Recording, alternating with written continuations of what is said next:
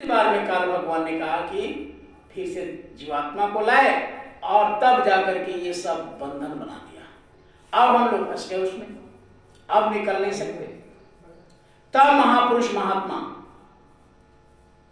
जैसे कोई दिल्ली में कोई बच्चा रहता है, अब माता पिता कोई पता चल जाए कि मेरे बच्चा वहां बहुत मुसीबत में है, दिल्ली में खो गया है, भूल गया है, तो माता पिता को बेचैनी होगा, वो तुरंत जाएगा वहाँ, अपना पूरा बुद्धि लगाएंगे कि कैसे मिलेगा, पूरा वहाँ प्रचार प्रसार करेंगे कि हमारा बच्चा भूल गया है, उसका फोटो चिपकाएंगे, ये करेंगे वो करेंगे ऐसे करेंगे, यानी कोई ना कोई तरकीब से उसको खोजने का उपाय करेंगे।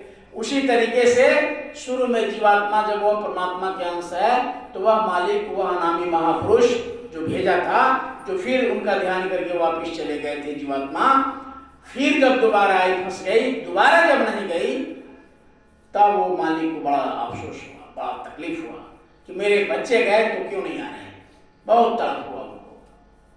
तो उन्होंने साधना करके आंख बंद करके जब देखा तो उन्होंने कहा कि ये तो बहुत सिस्टम लगा दिया, रजोगुण तमोगुण सतगुण काम क्रोध लोभ मोह, यानी 4 खान 84 लाख दुनिया, फिर कारण शरीर, लिंग शरीर और सूक्ष्म शरीर, पिंड शरीर, ये सब डाल दिया। अब जीवात्मा इस बंधन में इतना न बंध गई कि अब निकल नहीं सकती। तो इसके लिए क्या किया जाए? तब उन्होंने पहले संत को वहां से कहा कि नहीं, अब हम स्वयं जाएंगे वहां। अगर किसी माता पिता को पता चल जाए कि मेरे बच्चे अमुक जगह पर है तो वो कोई कसर नहीं छोड़ेंगे। ये भी पता चल जाए कि नहीं मेरे बच्चा फलाने जेल में बंद है तो वहां भी जाकर सिफारिश करेंगे निकालने का। ठीक उसी तरह से हमारे वह परम पिता परमेश्वर जहां से हम बिछड़े हैं, अपने पिता से जैसे बिछड़ गए, तो वो परम पिता परमात्मा अपने बच्चे के लिए उन्होंने खुद संतों का रूप धारण करके इस मृत्यु लोक में आना शुरू किया। अब मृत्यु लोक में क्या है? यहाँ गर्मी है, तपन है, बीमारी है, यहाँ सिस्टम है। तो जब वहां से संत आना शुरू, महापुरुष आने का हुआ, तो ये काल भगवान घबरा गए। जिनका ये देश है वो घबरा गए, कहा कि स्वयं परमात्मा जब इस धरती पर आए जाएंगे तो फिर से जीवात्मा उनके साथ चली जाएगी और हमारा ये देश क्या हो जाएगा? खाली पड़ जाएगा।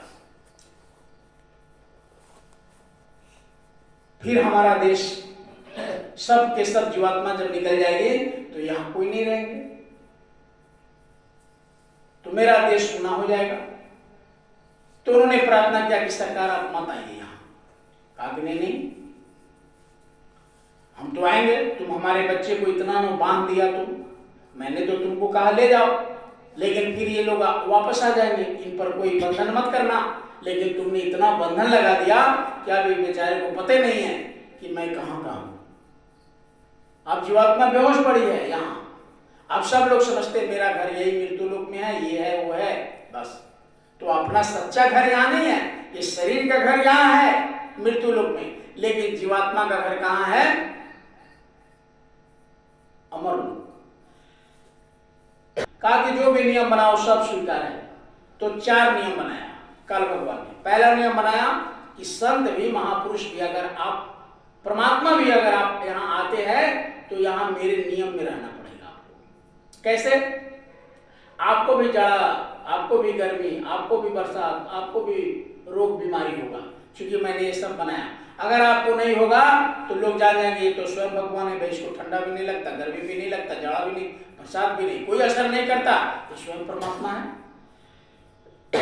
इसलिए यहाँ के सिस्टम में आपको रहना होगा। मालिक ने कहा ईश्वर ठीक है, कोई बात नहीं, फिर भी मैं आऊंगा। कहा कि जिस तरीके से आप सीधे आकाश से अगर आ जाएंगे, टपक जाएंगे, प्रकट हो जाएंगे, तो फिर से दुनिया में हाला हो जाएगा कि फलाने जगह स्वयं आकाश से आदमी उतर गया, सब आपको भगवान मान करके आपके दीवाने हो जाएंगे और हमारा ये देश खाली हो जाएगा।